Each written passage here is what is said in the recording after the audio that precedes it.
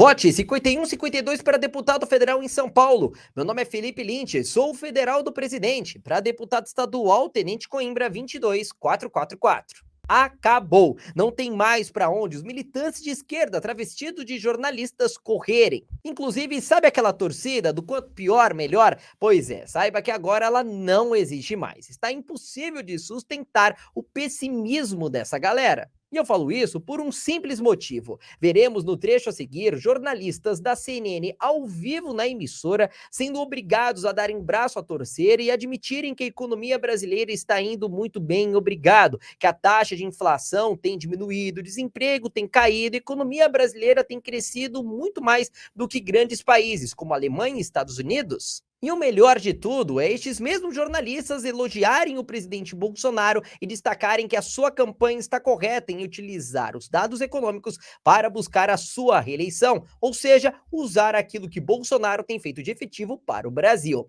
Vamos acompanhar. Ainda sobre essa questão de capitalizar, o presidente querendo capitalizar esse bom momento da economia, ele lançou uma mensagem nas redes sociais e a gente vai ver na tela agora. Foi agora há pouco que ele lançou essa mensagem que vai aparecer na sua tela. Aí está, Brasil crescendo acima das expectativas e superando países do G7, OCDE. Inflação menor que Estados Unidos e Alemanha, IPCA, desemprego caindo, CAGED, investimentos em alta, Banco Central, violência em queda nos estados e também no Distrito Federal. São fatos, afirma o presidente na mensagem que acabou de escrever no Twitter. E contra fatos não há argumentos. Que comece o mas, o presidente usando a imagem de adversativa que sempre usa para fazer uma crítica à imprensa, principalmente quando ele fala que nós damos a notícia e depois falamos um mais para traçar um quadro negativo. Não, pera um pouquinho aí. Depois de um jornalista ser obrigado a ler uma postagem nas redes sociais do presidente Bolsonaro, rebatendo todas as narrativas da imprensa que escondem o sucesso econômico deste governo, o jornalista ainda, por acidente, resolveu admitir que boa parte da imprensa brasileira tem utilizado o mas para tentar causar uma impressão negativa, mesmo em notícias positivas. Mas é claro que este show não parou por aí. Vamos continuar com o trecho a seguir. Thais Arbex, é importante botar você nessa história para você repercutir um pouco mais esse momento da economia e, particularmente, esse momento da campanha eleitoral, onde o presidente, claro, como disse Felipe, vai querer capitalizar com todo o esforço, e a Renata vai trazer informação disso daqui a pouco para a gente também, esse momento para a campanha, tentar alavancar os seus números. Boa noite, Thais.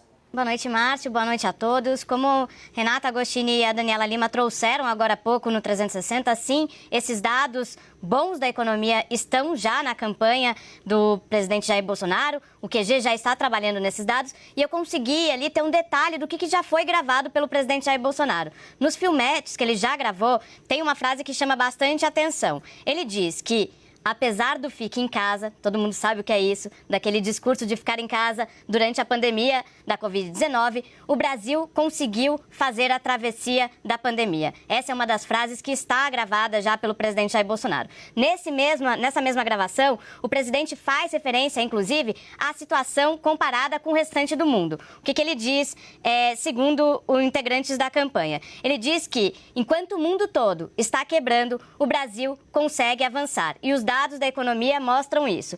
Renata e Dani traziam mais cedo essa inserção da economia nas propagandas eleitorais de rádio e televisão e antes disso elas também falaram sobre essa inserção nas redes sociais. Enquanto esse material não está pronto, só uma observação, como que é esse processo de produção da campanha para a televisão do presidente Jair Bolsonaro? Não há temas específicos para ele gravar em determinados dias. Ele vai gravando as mensagens conforme o marqueteiro vai dizendo. Fale sobre economia, fale sobre saúde, fale sobre auxílio. E aí, a partir de agora, aí sim, o marqueteiro Duda Lima está fazendo a seleção desse material, editando esse material para transformar, de fato, nos programas de rádio e televisão. Márcio. Pera um pouquinho aí. Vocês entendem agora por que a campanha do presidente Jair Bolsonaro está tão afinada? Por que ela está indo tão bem, inclusive sendo elogiada pela jornalista da CNN? Porque mesmo na divulgação da estratégia que Bolsonaro está traçando para poder alimentar o povo brasileiro com as verdades que esta mesma imprensa não te conta, que Lula gosta de distorcer, eles são obrigados a revelar as boas notícias do governo. Ou seja, não tem saída, os fatos estão aí, o povo brasileiro começa a sentir. A campanha, quando é comentada na internet, no meio tradicional da comunicação, acabam sendo obrigados a falar a verdade. É aquilo que eu disse no começo do vídeo. Os militantes de esquerda, travestidos de jornalistas, não têm mais para onde correr. Se haveria um foco em corrupção, tentando grudar a imagem de corrupção no PT, em Lula, neste momento, pelo menos, em que a economia dá bons sinais, essa é a arma.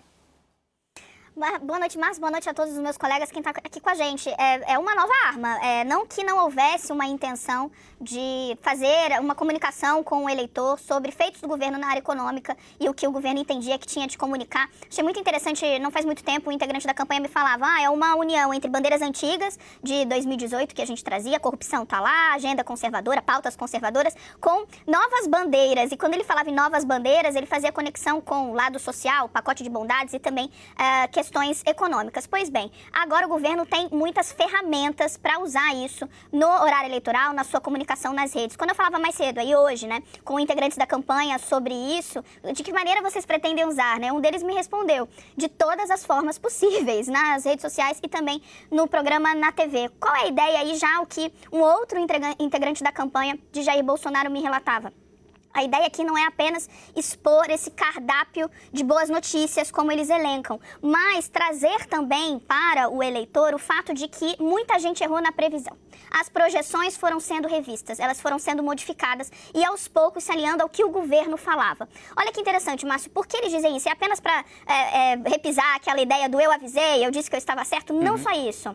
Esse integrante da campanha me explicava que com esse fio, ao colocar nessas mensagens com o eleitor o fato de que muita gente errou antes, eles querem atacar algo que as pesquisas internas da campanha apontavam, um descolamento entre a percepção que parte do eleitor tem da situação do país com a situação que ele vive. A campanha percebeu que essa percepção geral ela é pior, muitas vezes. E por que há esse descolamento no entendimento de parte da campanha? Porque essas projeções não estavam condizentes com a realidade. Então, espremendo, o que a campanha está querendo dizer? A gente quer mostrar para as pessoas que elas só não entendem que o país está melhor porque a visão estava nublada por essas projeções equivocadas. Então, veja como eles estão já elaborando a forma de empacotar essa série de boas notícias que aí, Márcio, está sendo comemorada. Assim, campanha não é só campanha que está soltando rojão, não. O governo tá. Hoje eu falei com o ministro da Economia, o Paulo Guedes, com o ministro de Minas e Energia, Adolfo Saxida, e todos eles batendo muito o bumbo, não só nos alertas que eles já vinham dando de que a economia estava melhor do que se colocava pelo mercado, pelos analistas, mas apontando para frente,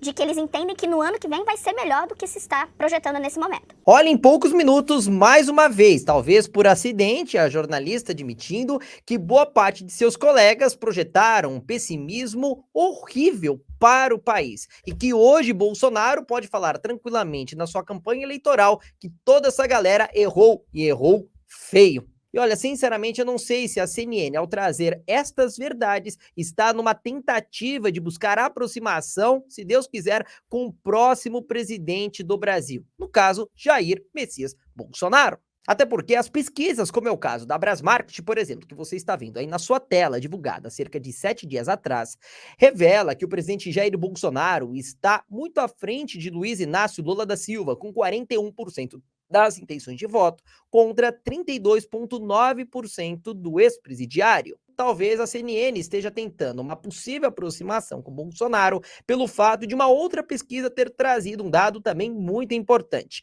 A Modal Mais apontou empate técnico entre Lula e Bolsonaro, mas detalhe, com Bolsonaro cerca de 1,5 ponto a 2 pontos percentuais à frente do ex-presidiário Lula. Mas o que mais importa aqui é que a imprensa começa a admitir de uma vez por todas que ela não estava somente errada em trazer pessimismo, como também trabalhou contra o Brasil.